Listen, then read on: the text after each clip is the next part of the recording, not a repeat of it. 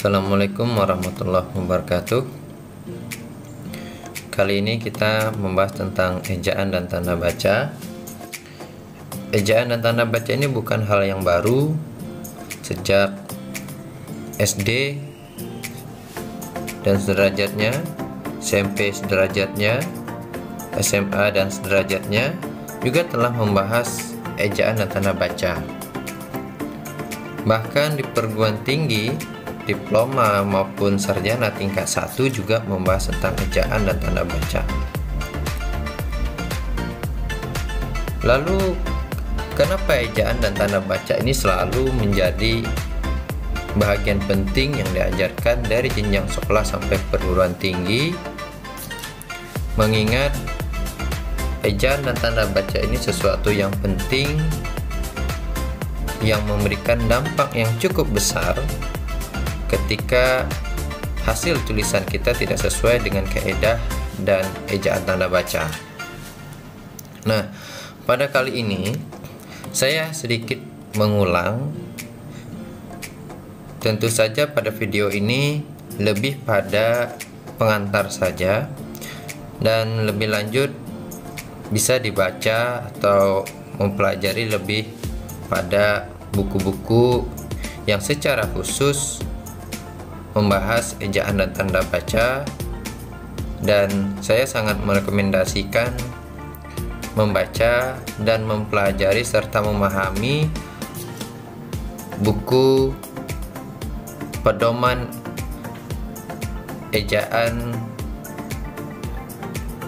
umum ejaan bahasa Indonesia, karena itu bahagian yang terbaru yang sebelumnya ejaan yang disempurnakan.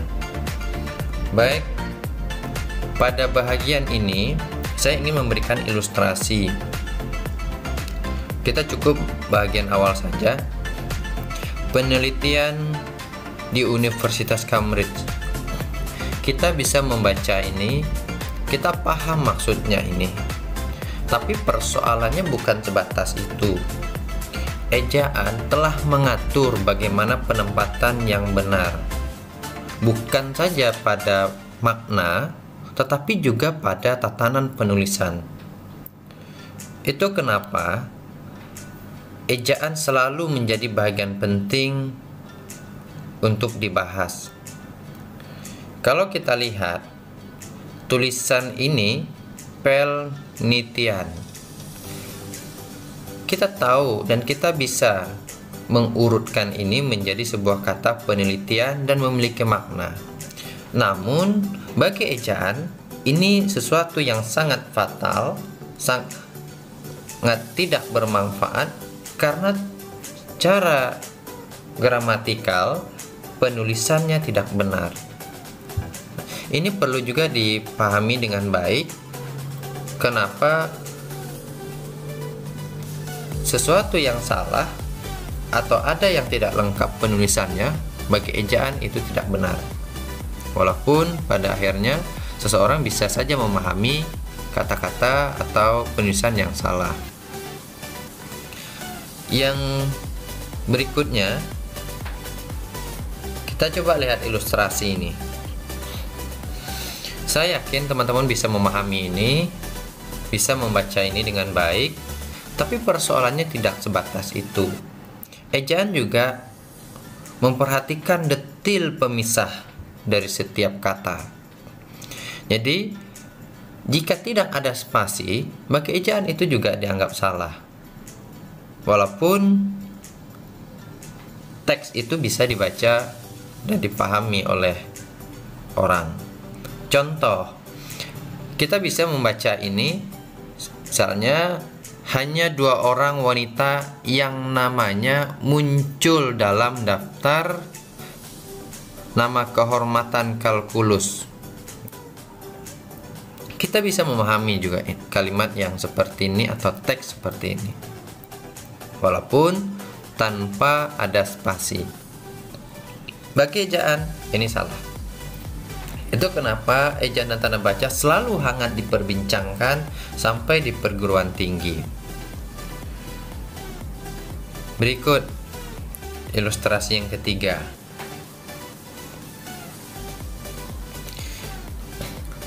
teks ini bukan sesuatu yang baru. Saya pikir beberapa aktivitas pembelajaran di jenjang SMA terkadang kita menjumpai pernyataan seperti ini.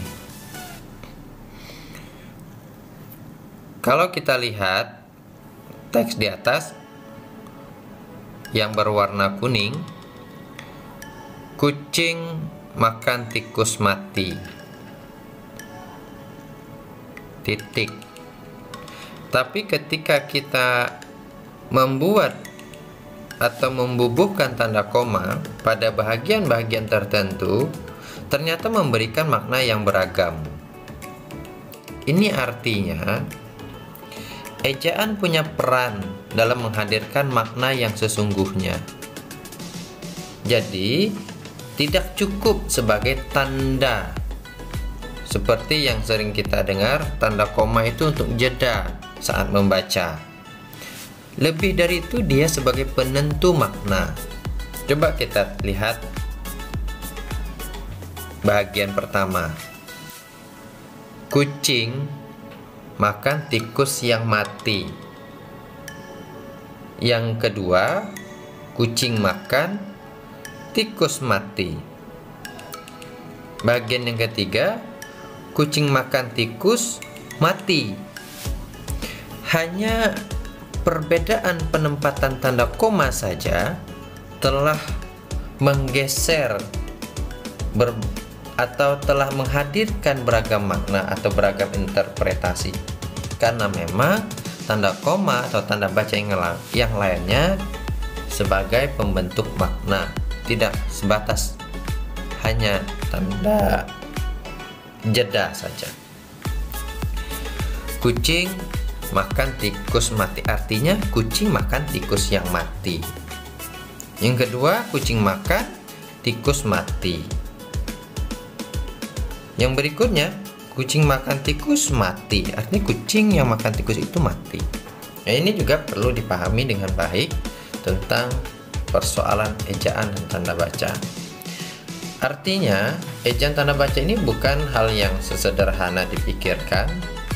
Dia cukup kompleks, membahas atau memperhatikan setiap bagian-bagian dari teks yang kita buat. Untuk itu, muncul barangkali pertanyaan dari teman-teman atau dari kawan-kawan yang lain, bagaimana cara menghindari kesalahan pada penggunaan ejaan dan tanda baca? Saya pikir cukup beragam yang bisa diberikan. Mungkin saja ada yang memberikan jawaban menghafal atau membuat buku saku ejaan dan tanda baca. Saya punya teman yang memang hafal betul detil-detil ejaan dan tanda baca ini. Waktu itu masih EYD.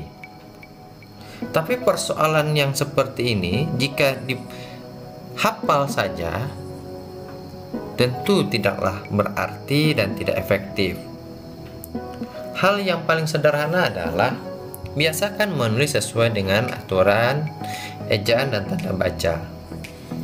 SMS misalnya, silahkan menggunakan ejaan dan tanda baca yang benar. Itu bahagian penting untuk memudahkan orang yang membaca paham maksud yang kita tujukan. Tidak membuat singkatan yang aneh-aneh atau membuat singkatan yang tidak familiar. Tulis saja secara tuntas.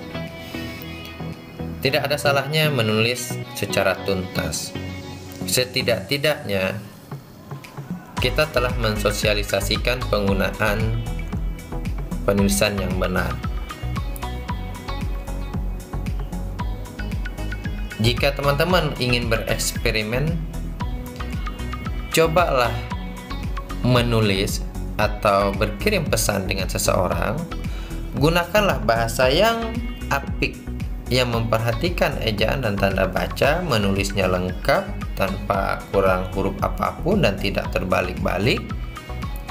Secara tidak langsung, penerima pesan itu akan berusaha menghadirkan tulisan yang sejalan dengan yang kita tuliskan. Itu bagian sosialisasi yang saya pikir membantu orang untuk terbiasa menghadirkan teks atau tulisan yang sesuai dengan kaidah. Sekali lagi, dalam konteks ejaan dan tanda baca tentu harus dibiasakan. Jika ada salah sedikit pun, segera perbaiki. Seperti halnya teman-teman menulis skripsi, ada kekurangan satu huruf.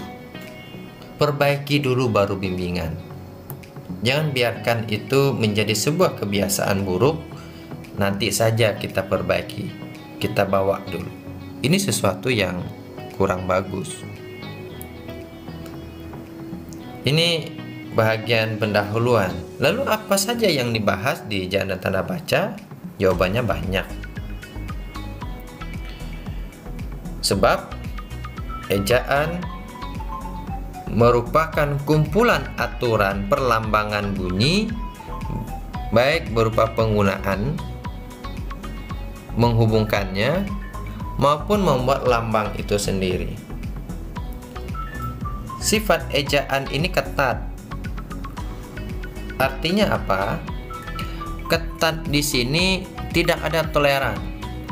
Jika harus membuat seperti itu, maka lakukan seperti itu. Artinya, jika di dalam ejaan mengatakan harus diberi tanda titik, ya diberi tanda titik. Tidak bisa ditawar-tawar. Seperti halnya membuat gelar misalnya, yang sering sekali terjadi kesalahan oleh beberapa orang. Membuat nim, membuat nip, itu sering terjadi kesalahan. Simple, tapi kalau dibiarkan terlalu lama atau berlarut-larut, maka tidak menutup kemungkinan orang-orang yang membaca itu menganggap itu benar. Apalagi yang dibuat itu berupa dokumen resmi. Mana contoh? Lagi-lagi kita bisa melihat beberapa dokumen tertentu. Skripsi saya pikir cukup dekat dan familiar di kalangan akademis. NIP, nomor induk pegawai, NIM, nomor induk mahasiswa, itu ditulis tidak diakhiri dengan tanda titik, baik titik 1 maupun titik 2. Ini hal yang penting dipahami. Lebih lanjut, teman-teman bisa lihat buku Pedoman Umum Ejaan Bahasa Indonesia. Pada poin yang ketiga, saya ingin katakan begini. Ada yang disebut dengan konvensi selingkung bidang. Dalam konteks ini, dia bisa berbahaya, bisa baik. Makna berbahaya begini. Konvensi selingkung itu adalah aturan yang berlaku di lingkungan itu, tapi tidak berlaku di luar lingkungannya. Misal, aturan ini berlaku di lembaga A. Maka ketika teman-teman mengikuti prinsip dan konsep yang ada di lembaga B, dibawa ke lembaga A, itu bisa tidak matching menurut lembaga A. Sebab di lembaga A dia punya aturan, ada punya buku panduan tersendiri. Misalnya panduan membuat skripsi, panduan membuat artikel dan seterusnya. Nah, apabila aturan selingkung ini dibuat tidak benar, maka pengaruhnya cukup besar. Mana contoh? Misalnya sebuah dokumen yang di dalamnya ada nama yang diikuti dengan gelar NIP, seperti halnya lembar pengesahan. Menurut ejaan bahwa penulisan NIP, saya ulang lagi seperti yang tadi, NIP itu tanpa tanda titik. Gelar harus diakhiri dengan tanda titik. Pada lembaga A, di buku panduan dia buat NIP itu pakai titik 1, ada yang titik 2. Jika mahasiswa atau orang yang membuat tidak menggunakan tanda titik 1 atau titik 2, dia anggap salah. Artinya apa? Konvensi selingkung ini bisa saja memberikan dampak yang buruk terhadap kualitas tulisan, khusus pada konteks ejaan. Yang seharusnya itu tanpa tanda titik.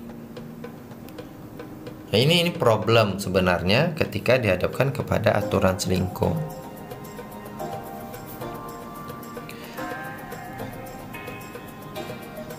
Selama aturan selingkung ini taat dengan aturan, maka dia memberikan sumbangsi yang cukup besar, khususnya pada konteks bagian bahasan kita hari ini, ejaan dan tanda baca.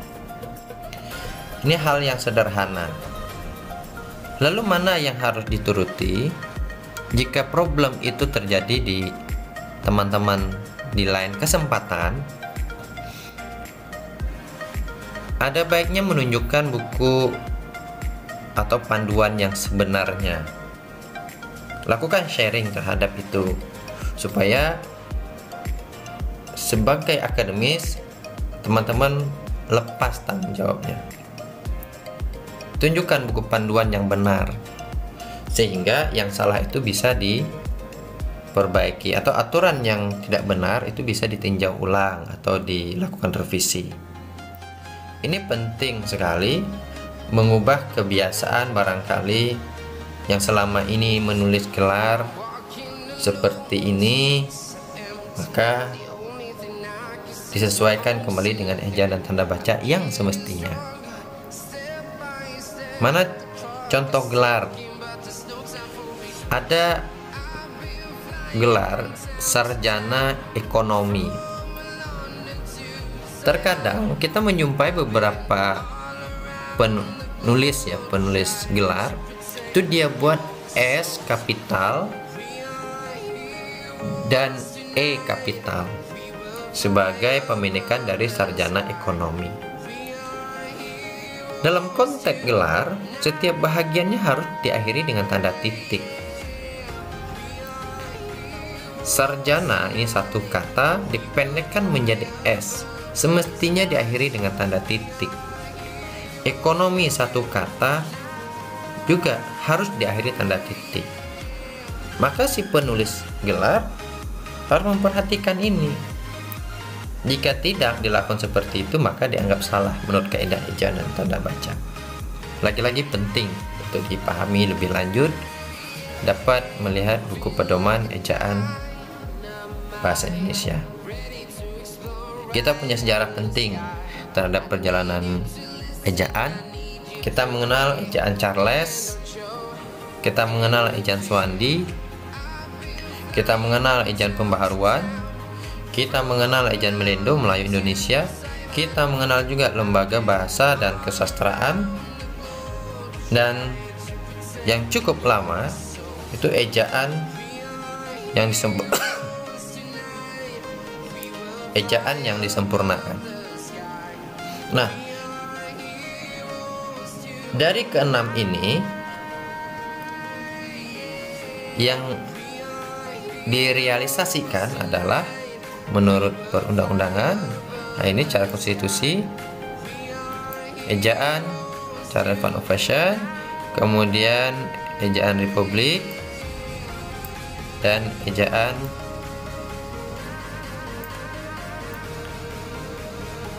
yang disempurnakan. Nah, ejaan yang disempurnakan ini hanya berlaku di sampai tahun 2015. Nah, ejaan terbarunya adalah POEP, Pedoman Umum Ejaan Bahasa Indonesia. Ini pada masa Anies Baswedan yang waktu itu menjadi Kementerian Pendidikan dan Kebudayaan. Kemudian kita lihat ada beberapa hal yang dibahas di ejaan ini. Ada pemakaian huruf, Ada pemakaian huruf kapital, huruf miring, penulisan kata, penulisan unsur serapan, dan pemakaian tanda baca. Bagian ini tentu saja tidak sebatas itu. Ada banyak rinciannya yang bisa teman-teman temukan pada buku ejaan dan tanda baca, khususnya di PUEB. Ini bagian yang harus dipahami lebih lanjut, karena dalam video ini hanya sebatas pengantar dan mengingatkan kembali betapa pentingnya ejaan dan tanda baca. Barangkali ini dulu. Terima kasih. Assalamualaikum warahmatullahi wabarakatuh.